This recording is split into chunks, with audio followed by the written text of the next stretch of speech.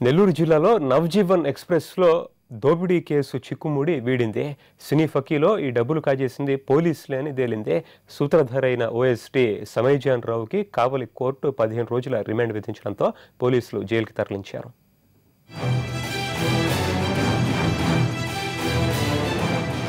సంచలనం సృష్టించిన నవజీవన్ ఎక్స్‌ప్రెస్ దోపిడీ కేసును పోలీసులు ఛేదించారు. ఈ కేసులో అరెస్టైన కానిస్టేబుల్ చెప్పిన వాంగ్మూలంతో పోలీస్ బాసులు షాక్ అయ్యారు. చోరీకి అసలు సూత్రధారి మార్కాపురం ఓఎస్డీ సమయ్‌జాన్ రావు అని తేలడం పోలీస్ శాఖలో కలకలం రేపింది. జాన్ రావును అరెస్ట్ చేసిన పోలీసులు మరిన్ని ఆధారాలు సేకరించే పనిలో పడ్డారు.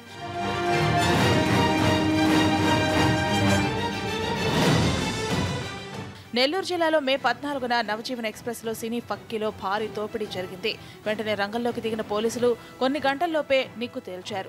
ప్రకాశం జిల్లా పుల్లల చెరువు కనిగిరి మార్గమధ్యంలో కారుతో సహా నిందితుల్ని నెల్లూరు పోలీసులు అదుపులోకి తీసుకున్నారు. ఒంగోలు స్పెషల్ బ్రాంచ్ కానిస్టేబుళ్లు ఈ చోరీకి పాల్పడగా దాదాపు నెల రోజుల దర్యాప్తు తర్వాత ఓఎస్డీ సమయ్‌జాన్ రావును దోపిడీకి ప్రధాన సూత్రధారిగా తేల్చారు.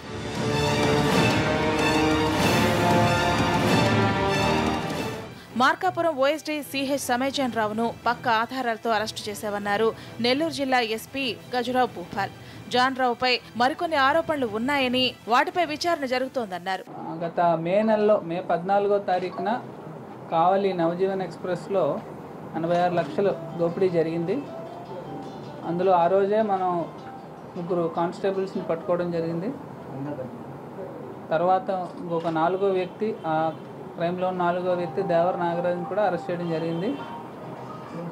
వీళ్ళందరూ విచారించిన మేరట ఇతర ఆధారాలు మనకు ఏవైతే లభ్యమయ్యాయో వాటి ఆధారంగా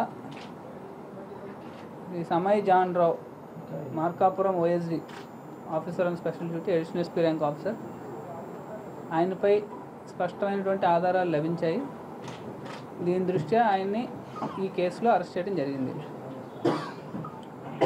స్టేషన్ జ్యుడిషియల్ రిమాండ్ పంపడం జరిగింది. ఇంకా విచారణ జరుగుతూ ఉంది. త్వరలోనే ఇంకా కొంతమంది ఉన్నారు అరెస్ట్ చేయవలసిన వాళ్ళు, వారిని కూడా అరెస్ట్ చేసి త్వరలో ఛార్జ్షీట్ ఫైల్ చేస్తామని ఆశిస్తున్నాం. గతంలో గుప్త నిధుల తవ్వకాల కేసులో జాన్ రావు ప్రమేయం ఉన్నట్లు అనుమానిస్తున్న పోలీసులు ఆ కోణంలో దర్యాప్తును ముమ్మరం చేశారు. న్యూస్ ఆన్లైన్లో